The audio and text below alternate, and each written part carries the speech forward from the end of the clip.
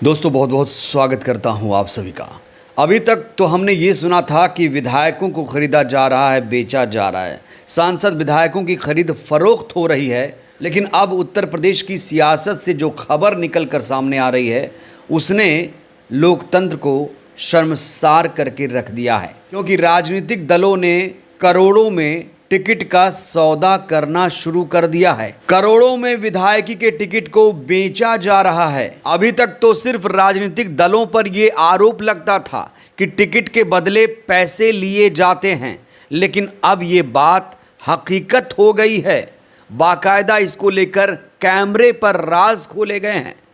एक बड़े news channel के स्टिंग ऑपरेशन में इस बात को लेकर खुलासा किया गया है। यूपी की 4 पार्टियों को लेकर सनसनीखेज खुलासा किया गया है कि ये पार्टियां टिकट के बदले पैसे लेती हैं।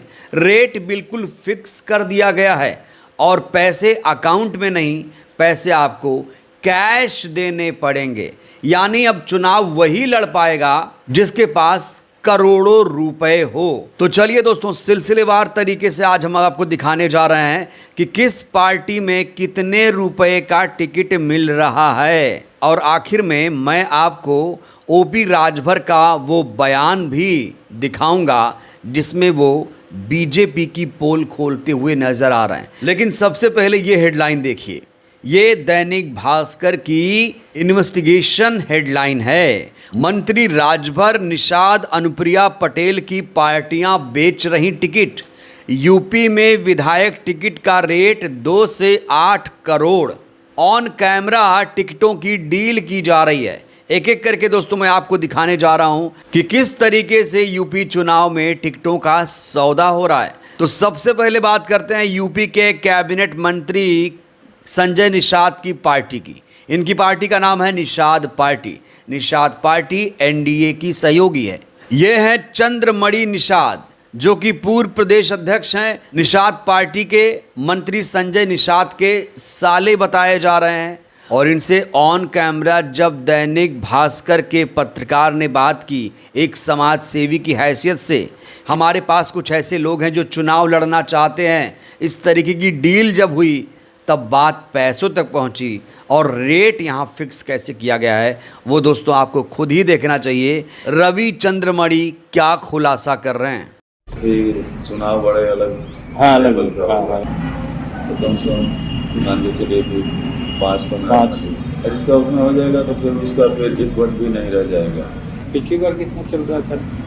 वो सब अलग अलग सब जगह का था।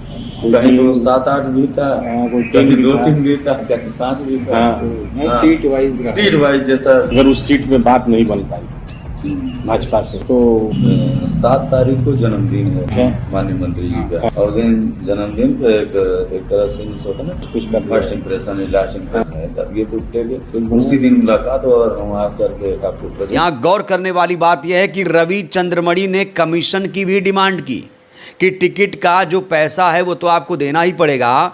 जो इनका कमीशन हो रहा है 5%, 10%, वो अलग से देना पड़ेगा। अब हम बात करते हैं ओपी राजभर की पार्टी की।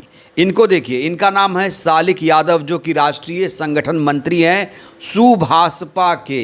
इन्होंने कैमरे पर क्या खुलासा किया, इनकी पार्टी में कैसे टिकट बंटवारा होता है, जरा सुनिए सालिक यादव क्या कह रहे हैं। दू तरह का बा। अगर काम कैले हुआ तो काम देखावा, ऊपर आकलन हो, नहीं तो किसी हमके माल मिली तो मुके लड़ाई की टोके लड़ाई। फंडिंग का करे पड़ी मोटा मोटी उन लोगों से सीटिंग में हो।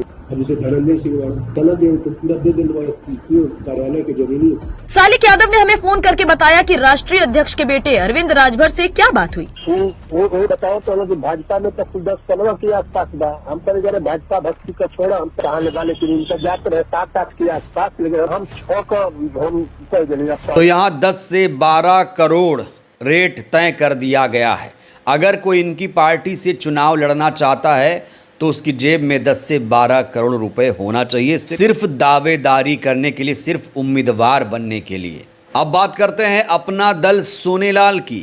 अपना दल एस की बात करते हैं, जिसकी नेता हैं अनुप्रिया पटेल। अनुप्रिया पटेल की पार्टी भी एनडीए का हिस्सा है। ये डबल इंजन सरकार का ये लोग हिस्सा हैं। ये हैं हेमराज सिंह, जो कि चित्रकूट जिला अध्यक्ष हैं।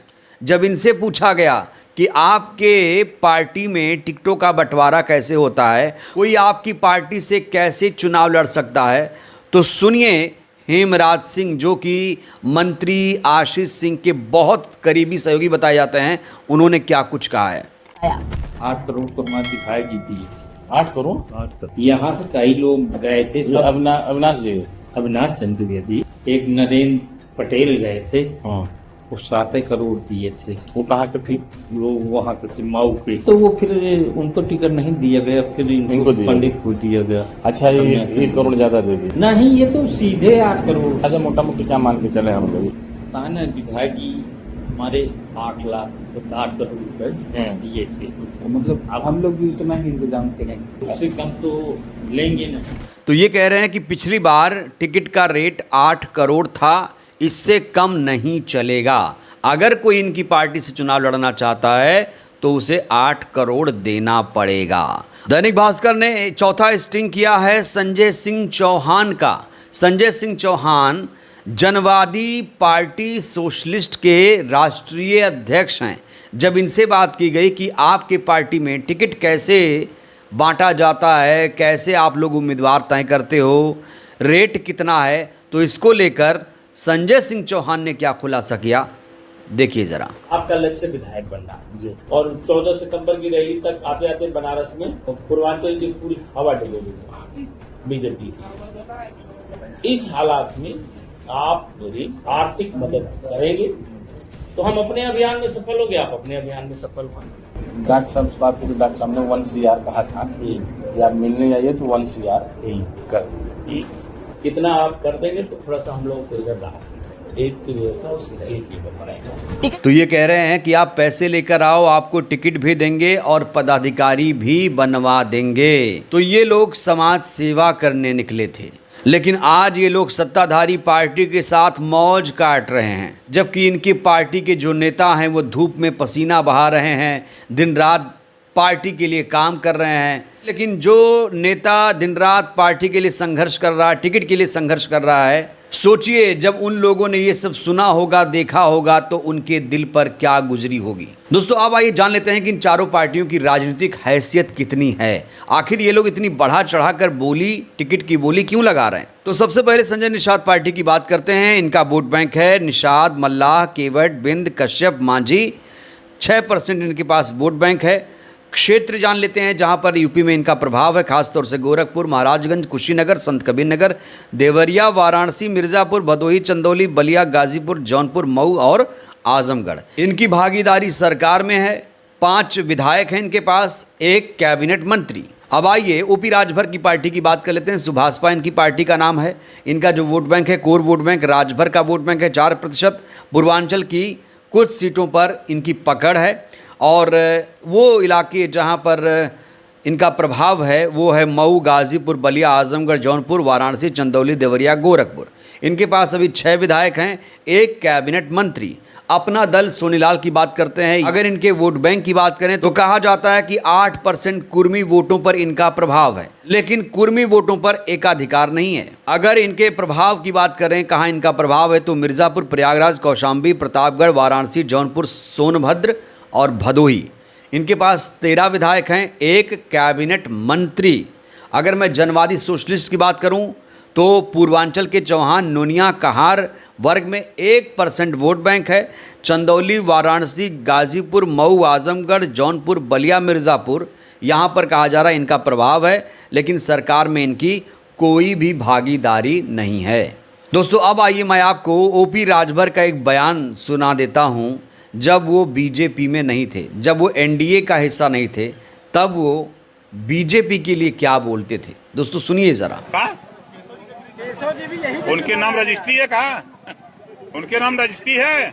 अगर हिम्मत है 69,000 शिक्षक भर्ती घोटाला हुआ है, 27% रिजर्वेशन। अगर मर्द हैं तो बोल दे, जबान काट लेगी बीजेपी। इनकी औकात नहीं है। जितने पिछड़े समाज के नेता भाजपा में हैं, सब के सब लोडर हैं। इनकी औकात नहीं है। बांदा में भर्ती होती है 13, बाद में भर्ती होती 13, 11 ठाकुर की भर्ती होती है, जबान खुली। डिप्टी सीएम है ना, डिप्टी का मतलब जानते हैं, उपमाने चुप करा के रखा, चुप ये करा के रखा है इन लोगों ने। ये ओम प्रकाश राजभर है, जब तक था तब तक चाप के था, डांट के था। बोल नहीं पाते हैं किसी के सामने। कभी 69,000 शिक्षक भर्ती पे कहीं बोले, जाते हैं तो पिटवा देते हैं पुलिसिये से, मारा इन्होंने के यहाँ वोट ले हो जाता जनता। बंगाल में ना ये लोग गल तुम्हारा नारा लगल खेला हो बे, यहाँ नारा लगल हो, आज आए तुम्हारा पारी तो भेंट करा देवे ना, वो ना यहाँ लड़ा। यह जनता यहाँ बता देता हूँ ना, उत्तर प्रदेश में बंगाल में खेला हो बे, उत्तर प्रदेश में खदेड़ा हो बे। हवा गांव में कहाँ गई महंगाई, हवा बैठल, जबान खुला था महंगाई पर। भ्रष्टाचार, पिछड़ों के साथ अन्याय, 1700 थाने में पिछड़ों को 884 दरोगा होना चाहिए, जबान खुल रही है। अगर मर्द है तो करा दे, डिप्टी सीएम है तो हिस्सा मांग ले, जबनिया काट ली है भजपैया।